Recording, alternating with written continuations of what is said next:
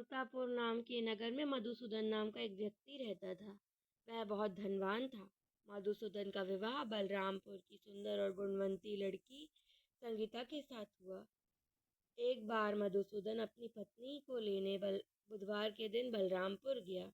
मधुसूदन ने पत्नी के माता पिता से संगीता को विदा करने के लिए कहा।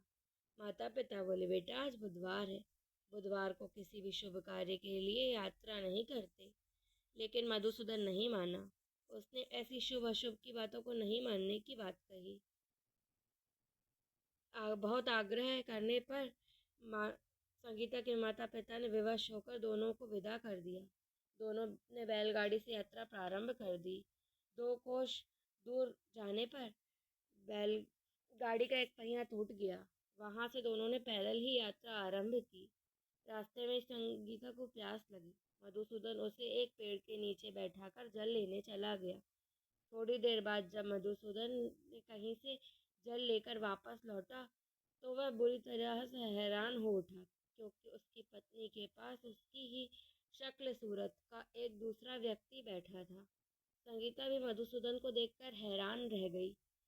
वह दोनों में कोई अंतर नहीं कर पाई। मधुसूदन ने उस व्यक्ति से पूछा, तुम कौन हो और मेरी पत्नी के पास क्यों बैठे हो? मधुसूदन की बात सुनकर उस व्यक्ति ने कहा, अरे भाई, यह मेरी पत्नी संगीता है। मैं अपनी पत्नी को ससुराल से विदा कराकर लाया हूँ। लेकिन तुम कौन हो जो मुझसे ऐसा प्रश्न कर रहा है? मधुसूदन ने लगभग चीखते हुए कहा, तुम जरूर कोई चोर या ठग हो। यह मेरी पत्नी संगीता है। मैं इसे पेड़ के नीचे बैठाकर जल लेने गया था। इस पर उस व्यक्ति ने कहा, अरे भाई, झूठ तो तुम बोल रहे हो। संगीता को प्यास लगने पर जल लेने तो मैं गया था। मैंने तो जल लाकर अपनी पत्नी को पिला भी दिया। तुम चुपचाप यहाँ से चलते बनो, नहीं तो किसी सिपाही को बुलवाकर तुम्हें पकड़वा दूंगा। दोनों एक दूसरे से लड़ने लगे। उन्हें लड़ते देख बहुत से लोग एकत्र हो गए।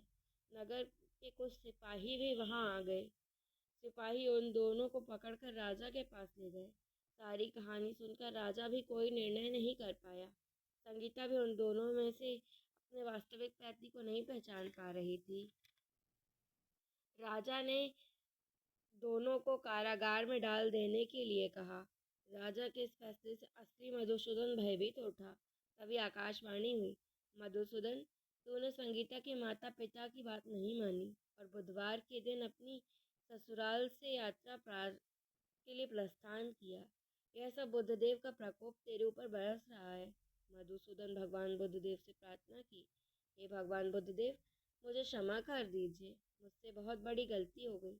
भविष्य में अब कभी बुधवार को यात्रा नहीं करूंगा और सदैव बुधवार में आपका व्रत करूंगा। मधुसूदन की प्रार्थना करने से भगवान बुद्धदेव ने उसे क्षमा कर दिया।